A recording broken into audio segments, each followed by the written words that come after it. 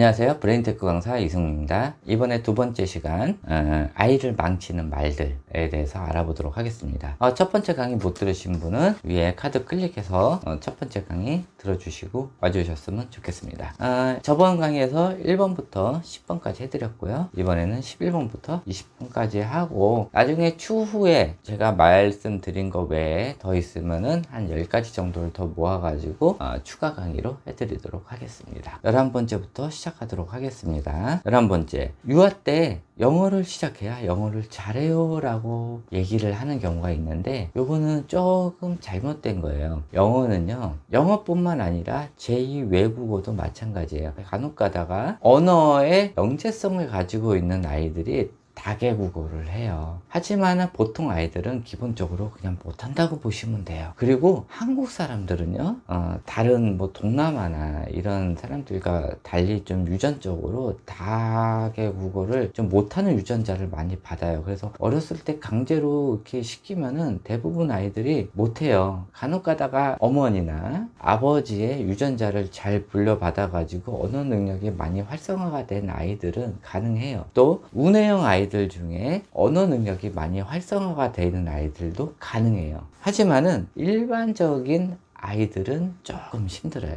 또 이런 유아 아이들은요, 시냅스 연결 신호들이 그날 자고 나면은 다 끊겨요. 그래서 아이들이 좋아하는 책이 있으면 그것만 보는 게 그 이유예요. 오늘 보고 내일 보고 그 다음날 봐도 재밌어요. 재밌는 책은 이것들이 재밌다라는 기억만 남지 그 내용은 몰라요. 그래서 다음날 그 책을 보고 저번에 재밌었어 라고 생각을 하고 또 읽어달라고 그러고 또 읽어달라고 그래요. 읽어줄 때마다 깔깔거리고 웃고 또 다른 목소리로 또 하면은 또 좋다고 또 웃어대요. 왜냐면은 기억 연결고리가 거미줄처럼 발달되는 시기인데 아직 발달이 덜 됐기 때문에 그 연결 회로가 끊겨가지고 그냥 재밌다라는 기억뿐이 안 나요. 그래서 이런 영어 같은 경우 외국어도 너무 유아시기에 시키면은 기억 연결고리가 다음날 끊겨요. 그런데 그거를 뭐 ABCD 이렇게 하는 게 아니라 기억 속에 남는 것들이 노래예요. 노래의 같은 경우는 머릿속에 기억에 남아있어요.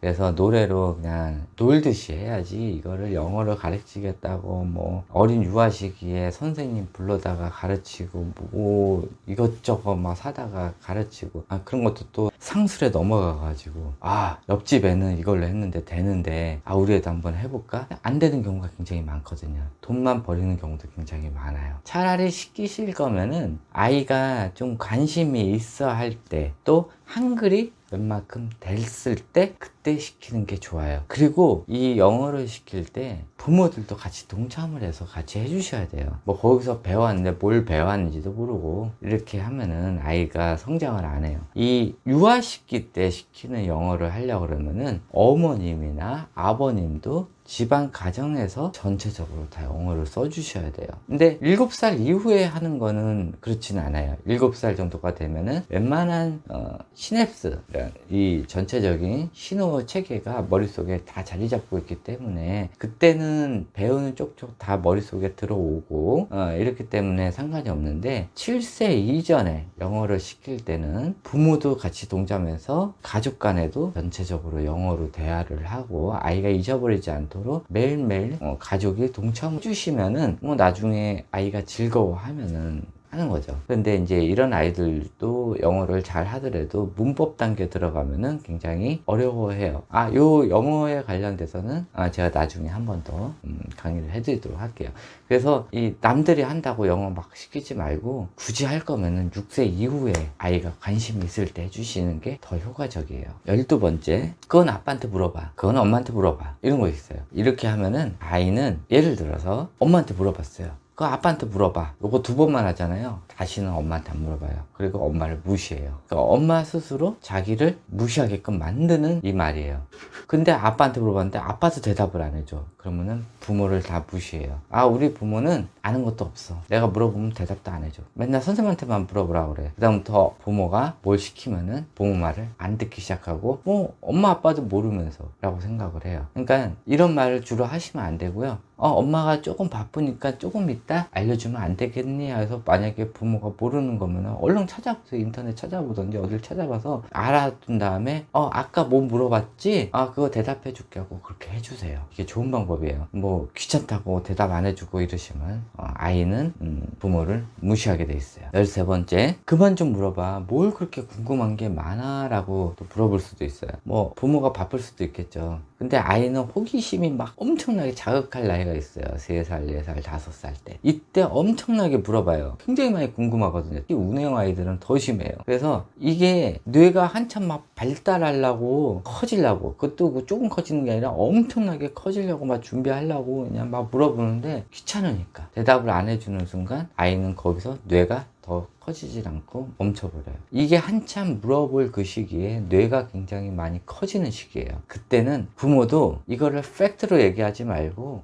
같이 상상력을 자극하는 얘기로 서로 오고 가는 대화를 해주셔야 돼요. 근데 이게 부모면은 이제 이해를 하니까 이렇게 하는데, 이제 아이한테 조부모죠. 할머니, 할아버지가 봐줄 때는 대답해 주는 것도 한계가 있고, 이렇게 막 계속 질문해서 대답해 주는 거를 좀 많이 귀찮아 하세요. 그러면 대부분 이런 말을 하세요. 그래서 또 모르는 거 물어보면 또 대답을 못 하면은 솔직히 창피하잖아요. 아이를 봐주는 입장에서. 그러니까는 그때 되면은 그만 좀 물어봐라 라고 얘기를 해요. 근데 그만 좀 물어봐라 라고 얘기를 하는 순간 아이는 더 이상 물어보지는 않아요. 근데 다음날 또 해요. 왜? 아까 기억 회로가 끊긴다 그랬잖아. 전날 보육자가 그런 얘기 한 걸 까먹어요. 또 물어봐요. 근데 이거를 두세 번 반복하다 보면은 저번에 물어봤는데 대답을 안 해줬던 것 같아 라고 인식을 해요. 그러면서 궁금한 거 있어도 물어볼 사람이 없기 때문에 아이의 호기심을 자극하는 데가 거기서 성장을 멈추게 돼요. 요거 좀 참고를 해주셔서, 요런 말 아이가 굉장히 많이 물어볼 때는 같이 상상력을 자극하면서 서로 주거니 받거니 얘기해주고, 왜라는 질문을 오히려 거꾸로 해보세요. 아이가 뭘 했는데 왜? 그러면 또 대답을 해요. 또 그래요. 왜? 그러면 또 거기에 대해서 대답을 해요. 이거를 계속 왜라고 물어봐도 아이는 계속 대답을 해요. 이것이 아이의 상상력과 또 말하는 법, 이런 것들을 가르치는 방법이니까는 오히려 거꾸로 아이들이 생각할 수 있게끔 질문을 던져주시는 것도 굉장히 좋은 방법이에요. 자, 14번째, 그건 아니지, 원래는 뭐뭐야 라고 얘기를 해주시는 경우가 있어요. 아이가 상상력을 자극해서 물어보고 또 대답하는 내용들, 말하는 내용들이 현실 세계에서 맞지 않는다고 생각하는데, 이런 자녀형 부모님들은 아니지, 그거는 이게 맞는 거지 라고 아이의 호기심을 또 상상력을 깨부수는 말들을 하는 경우가 있어요. 우주에 우주선이 날아다니고 뭐 토끼들이 날아다니고 막 이런 걸 아이가 막 얘기를 한단 말이에요. 우주에 수영장도 있고 이런 얘기를 하는데, 부모나 아니면 선생님들이 와가지고 아니야, 우주에는 아무것도 없어, 별들 뿐이 없어, 뭐 이렇게 얘기를 한단 말이에요. 그거는 아이가 알고 있던 상상력이 다 깨지는 거예요. 이럴 때는 같이 붙어가지고, 야, 거기는 호랑이는 없을까? 지금 우리가 살고 있는 이런 거랑 똑같은 사람들이 거기 살고 있던 것 같은데, 이러면서 말도 안 되는 얘기들을 하면서 서로 상상력 오고 가는 작업을 해야 되지. 아이가 특히 상상력을 자극할 수 있는 7세 이전에는 절대 팩트를 얘기하지 마시고, 상상력을 자극할 수 있는 얘기들을 하루에 한 30분이나 1시간 이상씩 계속 매일 얘기를 해주시는 것이 굉장히 좋습니다. 절대 사실을 얘기해 주시면 안 돼요. 15번째, 엄마 말이 다 맞아, 엄마가 하는 대로 해 라고 얘기하는 경우가 있어요. 이거는 뭐냐면은, 이것도 시키면 시킨 대로 해라는 거랑 마찬가지예요. 엄마가 얘기하는 거는 100% 다 맞아. 엄마가 얘기하는 것은 무조건 신뢰해. 네가 생각하는 것은, 또 네가 눈으로 본 것들은 다 틀려. 엄마가 얘기하는 게 다 맞아 라고 생각을 하는 거예요. 이렇게 세뇌를 시키는 거예요. 이런 아이들은 나중에 커서 엄마가 얘기하는 거 외에는 아무것도 안 믿으려고 해요. 또 혼자 생각하는 능력도 떨어져요. 상상력, 창의력도 떨어져요. 엄마가 없으면 아무것도 못해요. 마마보이가 되고 아이가 생각할 수 없게 만드는 이런 말들은 굉장히 아이의 미래를 망칠 수 있는 말이니까 이것도 좀 자제해 주셔야 되는 말이에요. 16번째, 엄마 말 잘 들어, 그래야 착한 아이야 라고 주위 어른들이 이제 어디 놀러 가면 얘기를 하잖아요. 이것도 굉장히 위험한 발언이에요. 엄마 말을 잘 들어야 착한 아이다.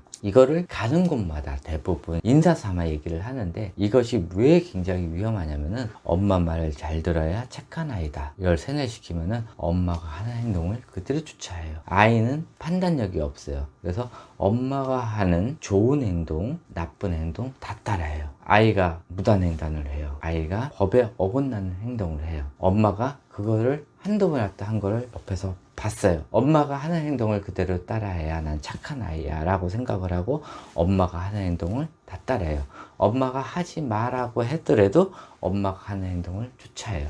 엄마가 하는 나쁜 말 다 쫓아해요. 이렇게 되는 거예요. 그래서 이 말은 굉장히 위험해요. 그러면 엄마는 그러죠. 야, 너는 왜 이런 나쁜 걸 해? 라고 하지만은 아이는 판단력이 없기 때문에 엄마가 하는 행동을 다 쫓아하게 되는 거예요. 그래서 다른 아이의 식구들을 만나더라도 이 말은 절대 하시면 안 돼요. 부모 말을 잘 들어라, 엄마 말을 잘 들어라. 이 말은 엄마가 하는 행동 좋던지 나쁘던지 다 따라해라는 소리예요. 아이는 판단력이 없기 때문에 굉장히 위험한 발언이고, 예를 들어서 엄마가 소시오패스 아니면은 여러 가지 성격 장애를 가지고 있는 엄마였을 경우, 이런 발언들을 아이가 많이 들었을 때 이 아이도 마찬가지 엄마의 행동들을 그대로 쫓아가고 이 아이도 성격 장애를 가질 수가 있어요. 굉장히 위험한 발언이니까 절대 다른 아이한테 이런 말을 하시면 안 됩니다. 17번째, 학교 가기 전에 선행을 해야 공부를 잘해요. 이것도 학습지 교사나 여러 개 이제 상술 업체, 또 이런 학습에 관련된 업체들에서 하는 상술에 의해서 만들어진 잘못된 육아상식이에요. 선행을 빨리 하면은 아이의 우뇌가 망가져요. 또 선행을 빨리 하다가 실패한 아이들은 학습 지연이 오면서 뇌가 망가지게 돼 있고 학습을 할 수 없는 여러 개의 나쁜 물질들이 나오게 돼 있어요. 집중력이 저하되고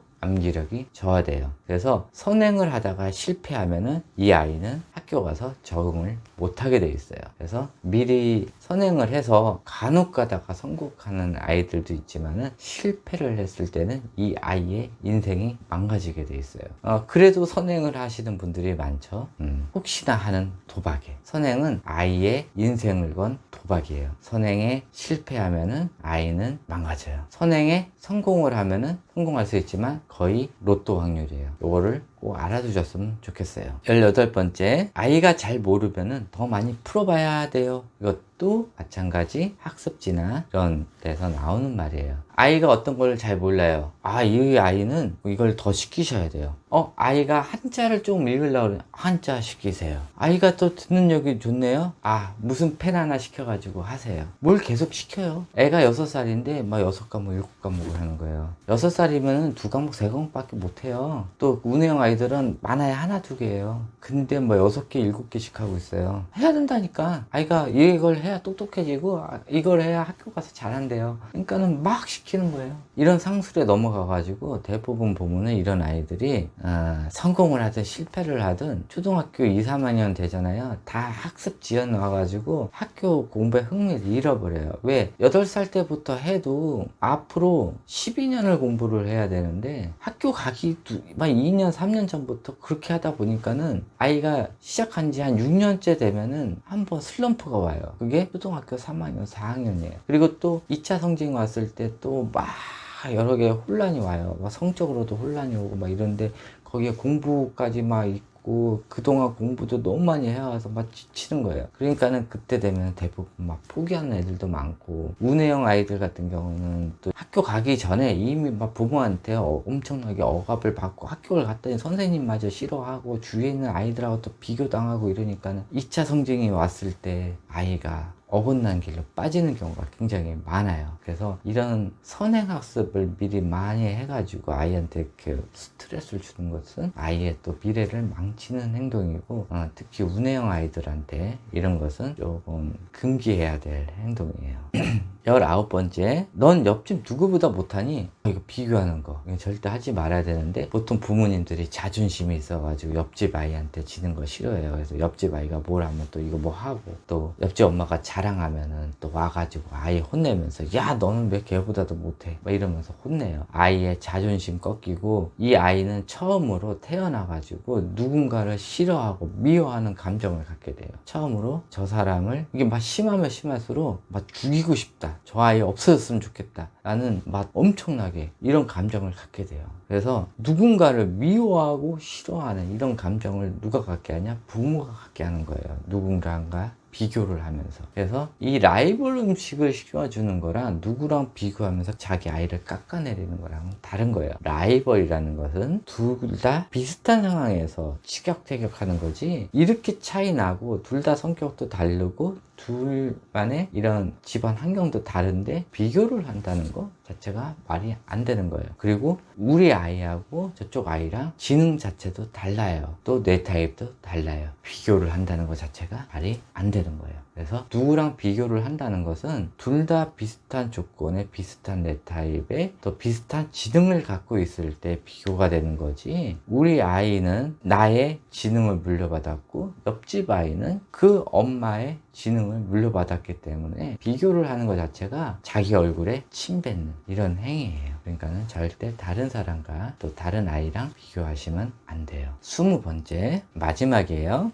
옆집 누구는 뭐뭐를 하는데 성적이 잘 올라, 자기네 집 아이도 이거 한번 시켜봐 라고 얘기를 하는 경우도 있어요. 이것도 마찬가지. 옆집 아이랑 우리 아이랑 뇌 타입도 틀리고 지능도 틀리고 생활 환경도 틀리고 공부하는 방식, 뭐 지금까지 내가 육아했던 방식도 두 집이 다 틀려요. 그러니까는 서로 안 맞는 거예요. 근데 옆집 아이가 이걸 해서 성공했다고 우리 아이도 이걸 시켜? 이런 거 조언해 주는 것 자체도 말이 안 되는 거예요. 서로 다른 타입인데, 얘는 좌뇌 타입이라 이 공부가 맞았어, 얘는 우뇌 타입이야. 우뇌 타입 아이한테 좌뇌 타입 애들 공부를 시켜? 안 맞아요. 얘는 우뇌 타입인데 이 공부가 맞았어, 이거를 좌뇌 타입 아이들한테 해줘요? 안 맞아요. 그러니까는 옆집 아이한테 성공했다고 우리 아이한테 맞는 건 아니에요. 그러니까 이것도 잘 해서 우리 아이한테 맞는 타입의 공부법을 부모님이 좀 찾아보셔서, 또 우리 아이한테 맞는 타입의 공부법은 부모님이 한번 가르쳐 보셔야 돼요.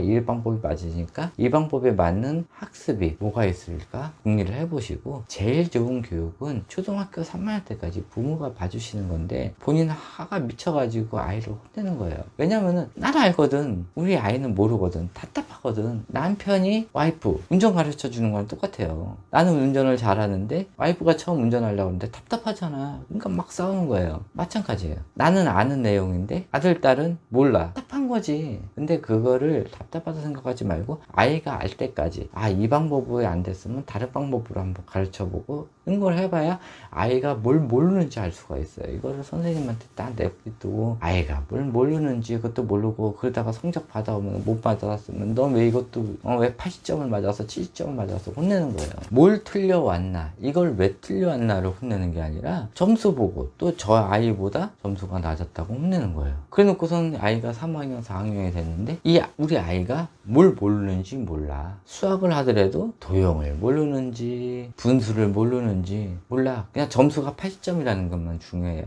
너 왜 100점 못 맞았어요? 뭘 틀렸는지 모르고. 그러다가 아이가 분수가 약해. 근데 아이가 분수가 약하는지를 몰라요. 너 선생님 와가지고 아이가 분수를 많이 틀렸어요. 그러면 야, 너 왜 그것도 못하냐? 너 그냥 문제 더 풀어. 이래버려요. 분수를 모르면은 모르는 이유가 있어요. 개념이 안 잡혀서 그럴 수도 있고, 분수라는 것 자체가 아이한테 좀 안 맞아서 모를 수도 있는 거고. 그러면은 이거를 어떻게 해서 좀 알게끔 해줄까, 이런 걸로 고민을 하셔야지 문제를 더 풀게 하는 거예요. 아까 얘기했던 식. 그러니까는 아이는 모르는 거를 더 시켜버리니까 더 짜증나 버리는 거예요. 그렇게 되는 거예요. 모르는 문제 있다고 많이 푼다고 아이가 잘하는 거 아니에요. 모르는 게 있으면은 왜 모르는지를 알아보고 원인을 분석해서 그거를 해결을 해줘야 아이가 알게 되는 거예요. 모른다고 문제 많이 푼다고 아이가 아는 건 아니에요. 성인들도 마찬가지예요. 싫은 거 계속 시키면은 짜증나거든요. 싫은 거를 계속 시키는 것보다 싫은 거를 좋아하게끔, 또 어려운 거를 쉽게 할 수 있게끔 해주는 것이 굉장히 중요해요. 자, 요것으로 20가지에 대해서 알아봤고요. 그 다음에